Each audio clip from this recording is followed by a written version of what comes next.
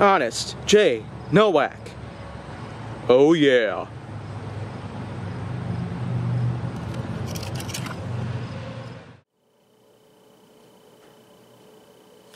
A pleasure to meet y'all at last, and welcome back to Flying with the Foam on HJN. So for this review, it's about time that I might as well get back into the notepad real quick, because now it's episode number 650. Well, it's about time that I bring in something special for this episode. And with that, here comes another Rival Blaster. This is the Rival Apollo. Basically one of the first examples of a Rival Blaster that ever has existed. Because at the time this was one of the first ever releases that took place. Back in summer 2015, or 2015 as a whole, there were only two blasters in the Rivals lineup itself. This and the Zeus. And the Zeus itself was the first example of Nerf trying to make a motorized Rival Blaster, and this one in particular certainly does seem to hold in a unique charm. Mainly because this priming handle right here is more like a hook that you could probably pull back and forth. It's almost like Nerf is in fact trying to copy some actual aspects of real firearms here, because this priming tab right here is very similar to that of some actual assault rifles out there, like the FAMAS, as it does have a tab on here that's like this, that sits within a little metal cage, pretty much. That just covers the top part of it. But of course you just pull this thing back and then it would automatically retract forward. But of course this one has to be retracted manually. But this blaster overall certainly does have some power. I mean, if you heard those shots, those things were not kidding around. But I currently have this thing outfitted with 7 Rivals rounds of all types, again.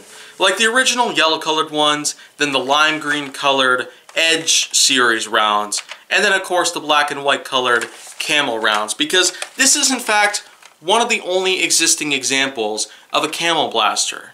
And the fact that I picked this one up in particular, it shows that I feel like I made a good choice here.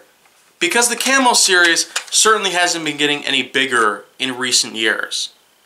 As disappointing as that sounds, I mean, I'm not really complaining much.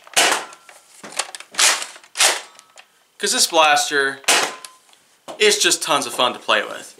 And although it had been getting some rather lower reviews and ratings here and there, this certainly is still a good blaster in many ways. If you don't remember when I talked about the Helios, then well, this blaster sure is similar in many ways. The shape of this thing alone is in fact an utmost near identical sort of endeavor that had been pulled off. And then of course there's the mag release button, which is right here, just like in the Helios.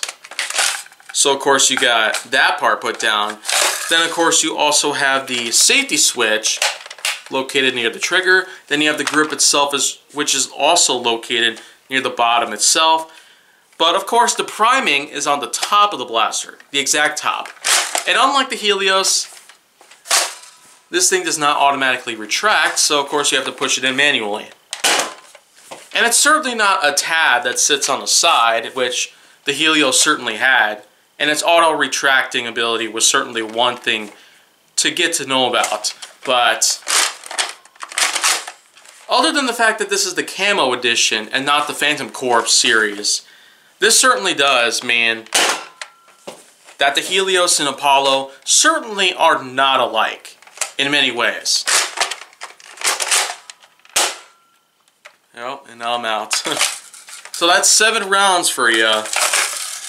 But I also should imply that being that this was one of the first blasters out there at the time, Nerf had not necessarily gotten the baseline down for the Rival series as a whole. So it probably did make sense that this thing was going to be very simple in most ways, and I'm not really complaining.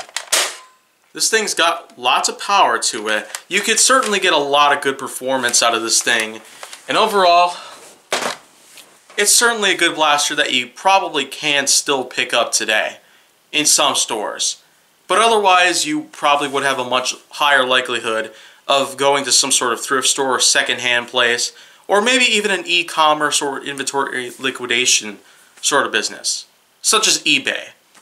Of course, I picked my Phantom Corps version of the Helios out there in stores, and I also picked up the Apollo that I was just talking about also in stores, because after all, the last few years have been quite a big pickup when it came to Nerf collecting once again. But anyways, that's pretty much all that I'm going to be talking about for today, but you know what? There's certainly a lot more down the line, and I mean a lot more. If you want to see more, go down to my channel. Make sure that you like, subscribe, comment, follow me on social media, and stay on the Hollywood side.